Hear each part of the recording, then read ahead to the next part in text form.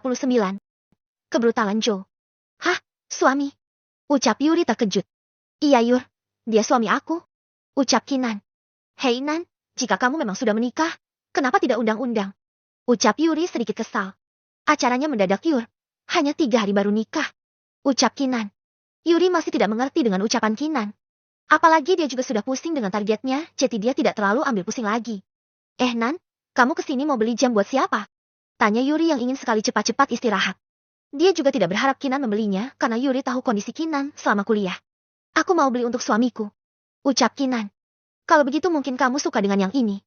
Ucap Yuri sambil menunjuk jam biasa yang harganya sekitar ratusan ribu. Kelihatannya bagus. Bagaimana menurutmu Kun? Tanya Kinan pada Kuni. Coba suruh keluarkan jam yang paling mahal. Ucap Kuni. Mendengar permintaan Kuni, Yuri masih saja diam. Dia berpikir jika Kuni sedang mempermainkannya sehingga dia menatap Kinan untuk mendapat kejelasan pastinya. Nan, ucap Yuri sambil menganggukkan kepalanya. Jika suamiku sudah berkata begitu, tolong keluarkan Yur. Ucap Kinan lirih. Setelah itu, Yuri beranjak pergi untuk mengambil contoh jam yang paling mahal. Sementara Kuni menggerutu sendiri karena Kinan memiliki teman yang suka menghina dan memandang rendah orang lain. Orang seperti itu masih kamu jadiin teman. Ucap Kuni. Dia orangnya baik Kun. Belah Kinan. Baik apanya? Buktinya ngerendahin kita gitu. Ucap Kuni sewak. Sudahlah Kun. Aku bilang juga apa? Kalau beli itu pasti ribet. Gerutu Kinan. Kuni hanya diam dan tak ingin berdebat dengan Kinan. Sementara Yuri kembali dengan membawa 1 buah jam tangan yang dibingkai emas serta terlihat elegan sekali. Mata Kinan langsung berkaca-kaca saat melihat untuk pertama kalinya. Seolah-olah Kinan bisa melihat jam itu kapanpun dia mau. Ini Nan. Harganya 220 juta dan ini jam termahal di toko ini. Ucap Yuri. Bagus Yur. Aku suka. Kun, kita beli yang ini ya. Aku merasa bisa melihatnya kapanpun dan dimanapun jika kita membeli yang ini. Ucap Kinan. Kamu yakin ini yang paling mahal? Ucapnya lagi pada Yuri karena masih tak percaya. Iya betul. Ucap Yuri sambil mengangguk. Baiklah. Aku akan membeli 30 buah jam seperti ini dan akan aku bayar cash. Ucap Kuni tegas. Sementara Kinan dan Yuri tercengang dengan ucapan Kuni. Kun, untuk apa sebanyak itu? Tanya Kinan. Sejujurnya aku tidak suka. Jadi aku membelinya untuk Mohan dan lainnya. Bisa dikatakan ini sebagai penanda jika mereka akan menjadi pengawal senior di rumah kita. Ucap Kuni lugas. Tapi Kun, apa tidak terlalu? Kinan menghentikan ucapannya karena takut dikatain pelit oleh Kuni. Apalagi sekarang ada Yuri di depannya. Kamu jangan khawatir. Bukankah kamu ingin melihat jam ini dimanapun dan kapanpun? Jadi aku akan mengabulkannya. Goda Kuni. Kinan hanya melamun tak percaya jika suaminya ini suka hambur-hamburkan uang. Sementara Yuri masih menunggu keputusan akhirnya karena dia tidak percaya 100% dengan ucapan Kuni. Bagaimana Yuri bisa percaya? Harga 1 buah jam tangannya seharga 220 juta dan Kuni ingin membeli 30 buah. Jadi total semuanya itu 6,6 miliar rupiah. Harga yang sangat fantastis untuk sebuah jam tangan. Apa kamu tidak dengar perkataanku? Ucap Kuni yang masih melihat Yuri berdiam diri tak bergerak. Kinan, apa kamu yakin? Ucap Yuri yang malah bertanya pada Kinan. Siapkan Yur, aku beli 31 buah. Kamu bisa pakai kartu ini. Ucap Kinan sambil menyodorkan kartu ATM-nya. Nan, aku bisa bayar sendiri. Ucap Kuni. Tidak apa-apa Kun. Uang yang kamu kasih juga belum terpakai. Jadi kali ini aku yang akan membayarnya. Ucap Kinan. Kuni hanya diam sambil melihat sekeliling. Alasan Kuni tak suka dengan Yuri karena Yuri merendahkannya. Jelas-jelas sebuah papan pamflet besar sudah berbicara, jika ada jam eksklusif dan langka yang menjadi ikon di toko ini. Bahkan detailnya pun ada, termasuk juga harganya yang bernilai 2,4 miliar. Kuni ingin sekali membelinya, tapi Yuri tak ada niatan untuk memberikannya. Jadi Kuni menebas jamnya untuk menampar Yuri secara tidak langsung. Setelah hampir 15 menit lebih, semua proses telah selesai, dan anehnya, selama proses berlangsung, Kuni dan Kinan tetap tidak mendapat perlakuan yang baik.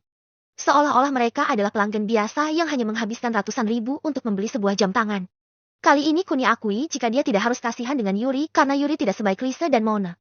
Kun, karena sudah selesai, bagaimana jika kita pulang saja? Ucap Kinan. Hah, pulang? Aku bahkan belum memberimu perhiasan. Ucap Kuni sambil memegang leher Kinan. Akhirnya mereka kembali berjalan-jalan sambil mampir ke food court yang tersedia di mall tersebut. Kuni sangat hafal dengan mall ini jadi tak butuh waktu lama untuknya mencari food court dan Kuni memesan sesuatu untuk mereka berdua. Saat Kuni sedang mengantri, tiba-tiba suara handphone Kinan berdering dan saat dilihatnya. Kinan kegirangan karena yang menelpon adalah sahabatnya Siska.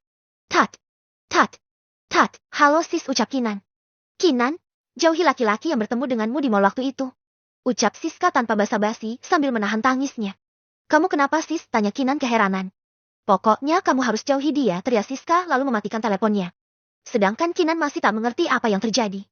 Apalagi Siska hanya berkata tanpa menjelaskan sehingga membuatnya semakin bingung. Kali ini plot berpindah pada Siska. Setelah Jo menelpon seseorang untuk menunggunya di kamar. Ternyata yang ditelepon adalah Siska. Awalnya Jo berkata dengan Siska secara baik-baik untuk mengenalkannya dengan Kinan. Tapi Siska menolak karena sakit hati dengan Kinan.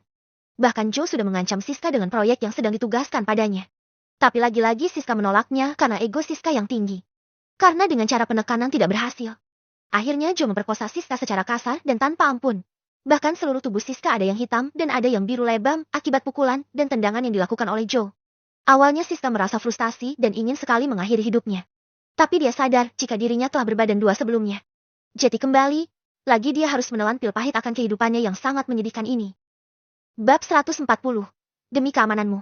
Lagi-lagi, dia harus menelan pil pahit akan kehidupannya yang sangat menyedihkan ini. Tidak hanya itu saja, setelah Jo puas memakai Siska, dia menyuruh dua pengawalnya untuk mencicipi Siska juga sampai pingsan. Setelah bangun, Siska terkejut saat dia berada di kamar sendirian dengan tubuh yang penuh luka. Dia juga teringat dengan keinginan Jo yang ingin mengenal Kinan, sehingga dia menelpon Kinan untuk memperingatinya. Setelah itu, Siska pergi dari kamar itu dengan tubuhnya yang linglung dan penuh dengan luka. Setelah Siska mematikan telepon secara sepihak, Kinan ingin sekali menelpon Siska, tapi belum sempat dia menelpon. Kuni sudah datang dengan membawa dua makanan di tangannya. Sebetulnya Kuni waktu mengantri tadi mendengar semua percakapan Kinan dan Siska, tapi dia lebih memilih diam. Selain dia sudah tidak suka dengan Siska, dia tak ingin dianggap cowok cerewet jika bukan Kinan yang berinisiatif cerita sendiri. Setelah selesai makan siang, Kuni dan Kinan melanjutkan kencan mereka, di mana kali ini tempat yang mereka tuju adalah toko perhiasan. Kali ini aku yang memilih dan kamu pun dilarang komentar, ucap Kinan. Kuni hanya mengangguk lalu masuk ke toko tersebut. Kali ini Kuni merasakan sambutan hangat dari karyawan yang berjaga. Bahkan mereka ditawari minuman sebelum membeli. Inilah pelayanan yang baik Nan, gak kayak temanmu. Sindir Kuni. Nomor komen ucap Kinan singkat. Kuni hanya mengangguk lalu berjalan di belakang Kinan. Setelah beberapa saat, Kinan melihat perhiasan yang indah. Bahkan lebih indah dari jam tangan yang dibeli tadi. Permisi mbak, yang ini saya mau. Ucap Kinan sambil menunjuk perhiasan satu set tersebut. Baiklah Nona, tolong tunggu sebentar. Ucap karyawan toko perhiasan lalu mengambil kunci etalase dan memberikan perhiasan itu pada Kinan. Lalu Kinan mencobanya di tempat. Wah, kamu cantik sekali istriku. Puji Kuni yang terpesona dengan kecantikan Kinan. Ih dasar gombal, ucap Kinan yang tak ingin terlena oleh rayuan Kuni. Baiklah, aku akan membelinya. Tolong total semuanya mbak. Ucap Kinan sopan. Harganya tetap Nona, sesuai deskripsinya. Ucap karyawan toko sambil menunjuk sebuah pamflet di atas etalase. Kun, harganya. Ucap Kinan lirih pada Kuni karena tak ingin membuat keributan. Sudahlah Nan, kita tetap membelinya. Ucap Kuni santai. Tolong bungkus satu lagi ya mbak. Ucap Kuni lagi. Satu lagi Kun? Tanya Kinan. Iya satu lagi, untuk Sisal. Jawab Kuni. Mendengar nama Sisal, membuat Kinan teringat jika Kuni juga telah menikah dengan Sisal. Sehingga untuk sesaat dia memang melupakan Sisal. Maaf tuan, untuk model yang sama kami tidak punya. Kami hanya menjual satu barang langka dan tidak ada barang yang sama di harga 5 miliar ke atas. Terang karyawan toko perhiasan. Wah, bisa berapa nih kalau gak sama? Batin Kuni. Memangnya barang ini ada berapa mbak? Tanya Kuni. Sekitar 5 barang saja tuan. Ucap pegawai. Kalau begitu, bungkus semua ya. Ucap Kuni sambil menyodorkan kartu ATM-nya. Pegawai itu tercengang. Sementara Kinan malah semakin berpikir jika suaminya itu benar-benar orang yang boros. Tuan apakah Anda yakin? Ucap pegawai itu masih tidak percaya. Yakin, cepat urus ya. Ucap Kuni sedikit manja sehingga membuat Kinan mencubit pinggangnya. Ada istrinya aja masih bisa ganjen. Sindir Kinan.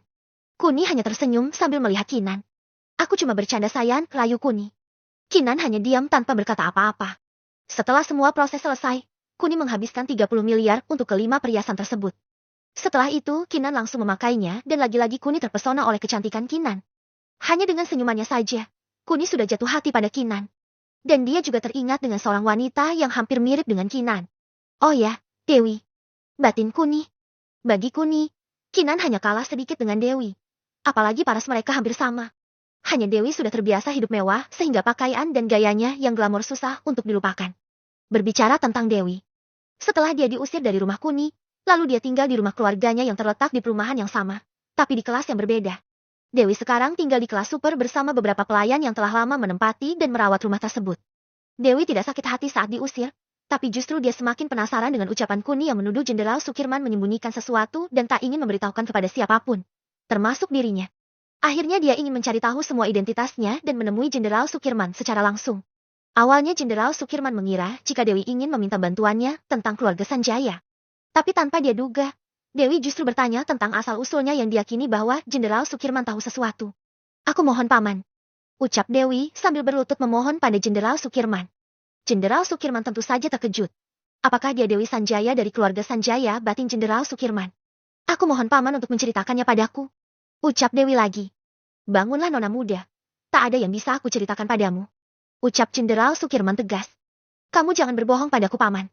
Tuan Kun sendiri yang bilang jika kamu tahu sesuatu tentang aku, ancam Dewi dengan bawa-bawa nama Kuni. Aku yakin Tuan Kun tidak berkata apa-apa padamu, sanggah Jenderal Sukirman. Tuan Kun bilang jika aku bukan dari keluarga Sanjaya, dan kamu mengetahui asal-usulku dan siapa ayah kandungku. Kali ini Dewi berspekulasi sendiri dan mencoba menjebak Jenderal Sukirman. Jenderal Sukirman tentu saja kagum dengan pemikiran Tuan Kun, sementara dia tidak tahu jika Dewi lebih licik darinya. Setelah menghela nafas, Jenderal Sukirman lalu berkata pada Dewi, memang benar, kamu bukan dari keluarga Sanjaya. Tapi aku berharap kamu tetap mengemban tugas itu untuk memberikan rasa aman di negara ini. Mengenai ayahmu, memang bukan Tuan Hendrik. Tapi sejujurnya, jati diri ayahmu lebih rumit daripada jati dirimu di keluarga Sanjaya. Lantas, apakah aku tidak boleh mengetahui siapa ayah kandungku paman? Ucap Dewi yang lebih memelas karena sudah mendapat simpati dari Jenderal Sukirman. Demi keamananmu, menjadi bagian dari keluarga Sanjaya adalah hal yang sangat menguntungkanmu. Percayalah padaku, jika kamu sudah mendapat perlindungan ekstra, aku akan mengungkapkan rahasia ini kepadamu, ucap Jenderal Sukirman tegas. Tapi paman, sudah cukup nona muda. Aku tidak ingin berbicara lagi dengan Anda, ucap Jenderal Sukirman yang memotong pembicaraan Dewi, lalu pergi meninggalkan Dewi sendiri. Setelah memikirkan semua ucapan Jenderal Sukirman, Dewi masih belum bisa menyimpulkan siapa ayah kandungnya. Sudah beberapa hari Dewi memikirkannya sampai ia lupa jika sudah lebih dari 3 hari dia tidak melihat Kuni. Bab 141. Kenapa kamu bahagia? Sudah 3 hari aku tidak melihat Tuan Kun. Batin Dewi yang tersenyum saat mengingat Kuni. Setelah membeli perhiasan itu, Kinan dan Kuni bergegas pergi, karena tadi Kuni mendapat pesan dari sang nenek jika dirinya dan Mona sedang di bagian marketing untuk membeli rumah buat Mona sekeluarga. Tentu saja Kuni terkejut, karena dia tidak menyangka jika nenek Entis mau membelikan Mona rumah. Bila dibandingkan dengan perlakuannya pada Sisal dulu, membuat Kuni curiga pada nenek Entis. Jangan-jangan nenek Entis ingin Kuni menikahi Mona. Yangki, kita langsung ke bagian marketing saja ya. Nenek dan Mona ada di sana, ucap Kuni pada Kinan yang sedang menyetir. Kinan hanya mengangguk lalu fokus menyetir, sementara Kuni masih tidak bisa menerka pemikiran nenek Entis. Setelah beberapa saat, mereka sudah sampai di kantor pemasaran dan nenek Entis serta Mona terlihat sedang menunggu di ruang tunggu. Saat Mona melihat Kuni, dia jadi salah tingkah. Ternyata selama ini, mereka adalah saudara sepupu. Tapi Mona masih diam saja dan tak ingin bercerita kenyataannya. Nenek, tumben nenek ada di sini, tanya Kinan yang tak tahu apa-apa. Aku sedang menemani Mona membeli rumah, suamimu yang menyuruh Mona pindah ke sini, ucap Nek Entis yang melimpahkan semuanya pada Kuni. Sementara Kinan kembali menatap Kuni. Hari ini sudah berapa banyak uang yang akan dikeluarkan Kuni? Iya Kinan, aku ingin membelikan Mona rumah di sini sebagai fasilitas kantor. Jadi dia tidak terlalu jauh bolak-balik ke sini, terang Kuni. Hei Kun, katakan padaku, apa kamu berencana menikahi Mona? Bukankah Mona sudah punya suami? Bisik Kinan yang masih keheranan. Jelas tidak Nan, aku gak ada niatan seperti itu, terang Kuni. Kuni langsung menyangkalnya karena dia memang tidak ada niatan menikahi Mona. Meskipun di antara keduanya pernah timbul benih-benih cinta saat SMA, tapi bagi Kuni, memiliki Kinan dan Sisal sudah membuatnya bahagia. Kinan langsung percaya dan tak ingin memperpanjang masalah ini. Sementara Kuni bertanya pada Mona rumah mana yang dia beli, agar dia bisa membayarnya. Dia membeli rumah kelas B nomor 1 Kun, harganya 75 miliar. Ucap Nenek Entis. Awalnya Mona ingin membeli kelas ekonomi yang seharga 2 miliaran. Tapi Nenek Entis melarangnya dan ingin memberikan rumah yang di sebelah rumahnya juga. Tapi Mona menolak mentah-mentah karena itu terlalu besar dan bagus buat Mona. Setelah berunding sesaat, akhirnya Mona mengikuti saran Nenek Entis untuk membeli rumah kelas B. Setelah Kuni membayar, mereka langsung pulang. Sementara Mona masih bekerja karena tugasnya masih belum selesai. Sesampainya di depan rumah, Kuni disambut Mohan dengan senyumannya. Mohan, bagikan ini pada rekan-rekanmu, ucap Kuni sambil memberikan 3 bingkisan. Mohan tentu saja senang. Meskipun baru kali ini Mohan menerima hadiah, tapi selama ini, semua kebutuhan Mohan tidak pernah telat, termasuk makan sehari-hari mereka. Kuni menyewa catering pribadi untuk memenuhi gizi mereka. Saat masuk rumah, Kuni lalu melihat Sisal yang sedang menunggu mereka. Sisal, ucap Kinan sambil menunjukkan kalung yang dia pakai. Dasarnya Sisal orang kaya. Jadi dia hanya bersikap biasa. Apalagi Sisal sudah sering melihat perhiasan giok yang lebih mewah dari emas. Jadi, tingkah Sisal yang biasa saja itu membuat Kinan sedikit cemberut. Awalnya Sisal akan cemburu. Tapi saat melihat reaksinya membuat Kinan nampak seperti orang kaya baru. Sementara nenek entis matanya berbinar. Dia merasa Kinan sangat cantik dan anggun. Sisal, kamu bisa memilih sesukamu. Nenek juga bisa. Karena aku membeli 4 lagi dengan model yang berbeda. Terang Kuni. Sisal hanya tersenyum sambil melihat laptopnya. Sementara nenek entis menyambutnya dengan wajah yang senang. Sisal, apa kamu tidak mau memilih? Tanya nenek entis. Terima kasih nenek, tapi aku tidak tertarik. Ucap Sisal. Baiklah jika begitu, aku akan memberi Mona pertama. Ucap nenek entis yang lagi-lagi membuat Kuni kebingungan. Karena penasaran betapa baiknya nenek entis pada Mona, membuat Kuni bertanya pada nenek entis. Nek, kenapa kamu baik sekali dengan Mona? Tanya Kuni. Bukankah Mona anak baik? Lantas aku tidak boleh baik sama dia. Ucap nenek entis yang sedikit kesal dengan Kuni. Tapi, kebaikanmu itu melebihi Kinan dan Sisal istri aku. Keluh Kuni. Sudahlah kamu diam saja. Aku mau baik dengan siapapun bukan urusan kamu kan? Ucap nenek entis lagi. Kali ini nenek entis menampakkan kemarahannya. Terserahlah nenek, aku pusing. Ucap Kuni lalu meninggalkan mereka. Sementara Kinan dan Sisal masih tak paham dengan maksud nenek entis kok lebih membela Mona daripada Kuni. Nek, aku tahu nenek masih tidak bisa menerimaku sepenuhnya. Tapi setidaknya cerita kepadaku kenapa nenek entis lebih membela Mona daripada Kuni suamiku. Ucap Sisal. Udahlah Sisal, kamu dan Kinan itu udah sama di mataku. Aku sudah tidak mempermasalahkannya. Aku hanya ingin kalian menjaga Kuni. Ucap nenek entis dengan nada seriusnya. Nenek jangan khawatir, kami pasti menjaga Kuni. Tapi kami masih bingung. Nenek sepertinya sangat sayang dengan Mona. Ucap Kinan yang mencoba mendinginkan suasananya. Baguslah kalau kalian mengerti. Sekarang tugas siapa yang masak? Tanya nenek entis. Aku nenek, jawab Kinan lalu bergegas pergi ke dapur. Sementara Sisal masih saja dengan wajah masamnya. Apalagi selama ini Sisal tidak pernah dibelah oleh nenek entis seperti Mona. Melihat wajah Sisal yang masam, nenek entis hanya menghela nafas lalu menyuruh Sisal duduk di sebelahnya. Tentu saja Sisal hanya menurut dan tak banyak bicara. Setelah itu, nenek entis selalu bercerita tentang hubungan Mona dan Kuni sehingga membuat Sisal kembali merasa bersalah. Nenek, maafkan aku. Aku kira nenek pilih kasih. Tapi ternyata nenek adalah wanita terbaik di dunia. Ucap Sisal sambil memeluk nenek entis. Setelah mengetahui kebenarannya, hati Sisal kembali baik. Bahkan kali ini lebih baik karena nenek entis dengan gamblang telah menerimanya. Sesaat kemudian, sudah saatnya makan malam. Sedangkan Kinan dan Kuni terheran-heran dengan wajah Sisal yang nampak ceria. Hei Cil, kamu kenapa bahagia? Bisik Kinan. Aku tidak apa-apa Nan. Ucap Sisal yang bikin Kinan tambah penasaran. Wajahmu itu bikin aku penasaran tahu.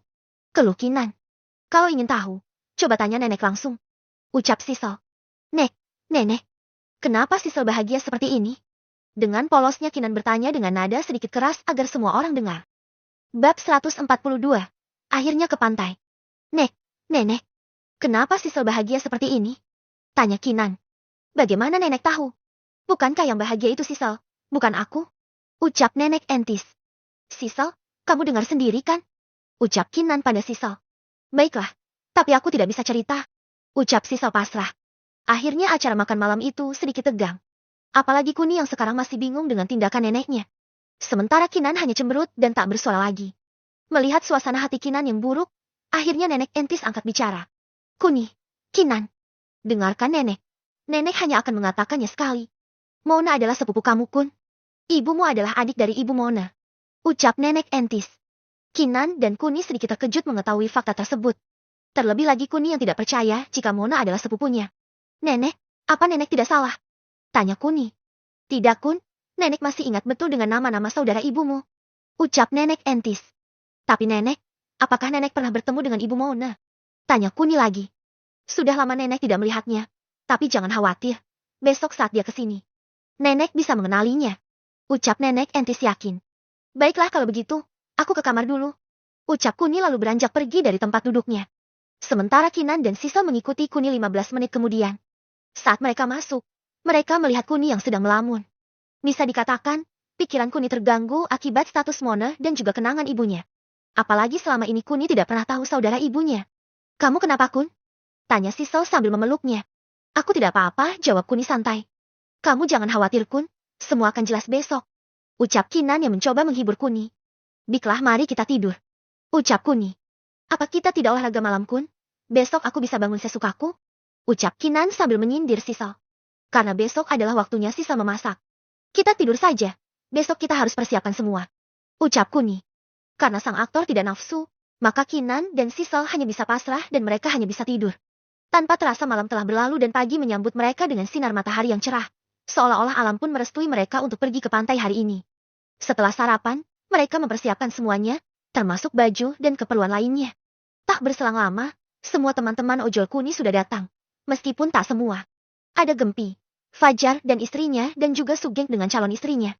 Fajar dan istrinya. Kuni sudah tahu. Tapi calon istri Sugeng membuatnya terkagum karena Sugeng bisa mendapatkan wanita yang relatif cantik.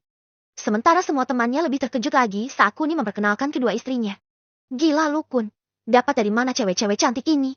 Bisik Sugeng yang terkagum-kagum akan keberuntungan Kuni. Emang barang dapat dari mana? Keluh Kuni. Setelah itu orang tua Kinan, Budi dan Mei datang beserta Emma dan Rena. Kali ini Rena sangat senang sekali saat lihat Kuni. Jadi dia berlari menuju Kuni lalu memeluknya. Tak berselang lama, Mona beserta ibunya, Evita dan anaknya Najwa juga datang. Setelah turun, Najwa langsung berlari menuju Kuni, sementara Evita terpaku saat melihat Nenek Entis. Begitupun Nenek Entis, dia semakin yakin jika orang yang di depannya adalah kakak dari menantunya itu. Evita, ibu, sahut keduanya sambil meneteskan air matanya. Akhirnya mereka berpelukan sambil menangis, di mana ini menjadi momen haru di antara keduanya. Ibu, kenapa ibu di sini? Tanya Evita. Ini rumahku, dan itu ponakanmu, anaknya Yola. Ucap Nenek Entis sambil menunjuk Kuni. Evita tentu saja terkejut. Ternyata pemuda yang selama ini membantu keluarganya adalah ponakannya sendiri. Dia tidak menyangka jika anak adiknya ada di depan matanya, tapi dia sendiri tidak mengenalinya. Kuni masih terdiam karena sejujurnya Kuni tidak merasakan momen sebuah keluarga. Berbeda dengan Evita, dia sangat emosional saat mengingat adiknya. Ternyata adiknya memiliki anak yang tampan dan juga gagah. Setelah beberapa saat, suasana canggung itu akhirnya berakhir setelah Nenek Entis berkata kepada mereka jika waktunya berangkat. Tak lupa Nenek Entis duduk sanding Evita untuk bercerita panjang lebar mengenai kehidupan yang dijalani oleh Evita. Hati Nenek Entis terenyuh saat memikirkan betapa sulitnya kehidupan Evita. Dia merasa bersalah karena Evita menanggung beban hidup dan kesengsaraannya sendiri. Setelah kurang lebih 4 jam perjalanan, mereka akhirnya sampai di Pantai Lombang, pantai indah dengan kearifan lokal yang sangat menakjubkan. Setiap orang melihat pantai dari jendela bus dengan mata berbinar-binar. Hanya Sugeng yang nampak biasa. Bahkan dia sedikit kesal karena dia sedikit trauma dengan pantai ini. Alhasil wajahnya yang masam telah menarik perhatian pacarnya. Kamu kenapa cemberut, Yang? Ucapnya. Aku gede di sini. Ucap Sugeng. Gede kenapa, Jeng? Tanya Kuni yang tak sengaja mendengar keluhan Sugeng. Gue pernah offline ke sini, Kun. Ongkos 500.000. Saat sudah sampai, dia izin ke toilet yang di pom sebelumnya dan tidak pernah muncul lagi. Kesal banget kalau gitu. Ucap Sugeng kesal. Kuni tentu saja tahu kasus yang menimpa Sugeng. Karena ada beberapa oknum yang sengaja tidak mau membayar dan hanya ingin gratisan saja. Kamu yang sabar, Jeng. Siapa tahu hari ini kamu bisa dapat gantinya. Ucap Kuni sambil menyodorkan tiket kepada Sugeng. Ini apa, Kun? Tanya Sugeng. Ini tiket door prize-nya. Mohon jangan sampai hilang. Ucap Kuni sambil ngangguk ke Mohan. Mohan lalu berjalan dari belakang ke depan sambil membagikan tiket kepada semua orang. Bahkan Rena dan Najwa juga dikasih. Karena nanti juga ada banyak hadiah yang sudah disiapkan Kuni, meskipun dalam bentuk brosur.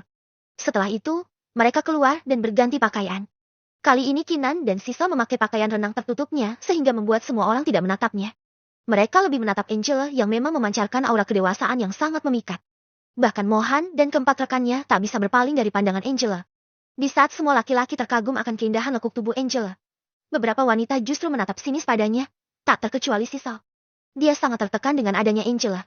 Apalagi bentuk tubuh Angela mengalahkannya. Semakin membuatnya tak enak hati. Jangan khawatir Sisa, jika kita pakai pakaian renang kita, mungkin ibu tirimu akan minder sendiri. Hibur Kinan saat melihat tatapan sinis Sisa. Sisa hanya mengangguk sekali sambil menuju pantai putih bergaris biru yang ada di depannya. Bab 143. Menjelajahi laut. Setelah itu mereka bersenang-senang. Ada yang membuat istana pasir, membuat jebakan dan juga bermain air. Mereka sibuk dengan kegiatan mereka masing-masing, tak terkecuali Kuni. Kuni sedang meneliti mata dewanya. Apakah bisa dia gunakan untuk memanfaatkan lautan? Apalagi dalam biografi sejarah, kekayaan laut masih menyimpan sekitar 80% misteri. Sehingga kemungkinan mendapat harta karun lebih banyak. Ia pun segera menyuruh Mohan untuk menyewa kapal. Dia ingin menjelajah laut ini. Sementara Kinan dan Sisel asyik bermain bersama Rena dan Najwa. Bahkan Kinan sudah tidak sabar ingin segera memiliki anak. Sehingga tanpa sadar, dia menganggap Najwa sebagai anaknya. Setelah Mohan kembali, dia lalu membawa seseorang untuk menemui Kuni. Awalnya Mohan ingin menyelesaikannya sendiri. Tapi saat mengetahui harga sewa kapal yang relatif mahal membuat Mohan tidak bisa mengambil keputusan sendiri. Tuan Kun, ini Tuan Raihan yang memiliki kapal sewaan di sini. Terang Mohan. Senang bertemu dengan Anda Tuan Raihan. Ucap Kuni ramah. Senang bertemu denganmu Tuan Kun. Ucap Raihan. Tuan Raihan. Apakah saya bisa menyewa kapal Anda sebentar? Ucap Kuni. Tentu saja bisa Tuan Kun, hanya saja di sini kita hitung per jam Tuan Kun. Jawab Raihan. Oh tidak masalah Tuan Raihan. Anda bisa sebutkan berapa jumlahnya? Tanya Kuni. Saya punya 3 paket Tuan. Kapal terbesar kami seharga 5 juta per jam, yang tanggung 3 juta per jam dan yang kecil 1 juta per jamnya. Jawab Raihan. Baiklah saya akan menyewa kapal terbesar saja. Saya akan menyewa selama 10 jam. Bolehkah saya tahu nomor rekening Anda Tuan Raihan? Karena saya tidak bawa uang tunai sekarang. Ucap Kuni. Tentu Tuan Kun, senang berbisnis dengan Anda. Ucap Raihan sambil memberikan nomor rekeningnya. Jika begitu, saya permisi akan menyiapkan semuanya. Dalam 15 menit akan saya antarkan ke sini. Ucap Raihan yang pergi meninggalkan Kuni. Tuan Kun, apa saya harus mengikutinya? Tanya Mohan. Tidak perlu ucap Kuni. Tapi Tuan, Anda sudah membayar penuh padanya. Tanya Mohan lagi. Kamu jangan khawatir.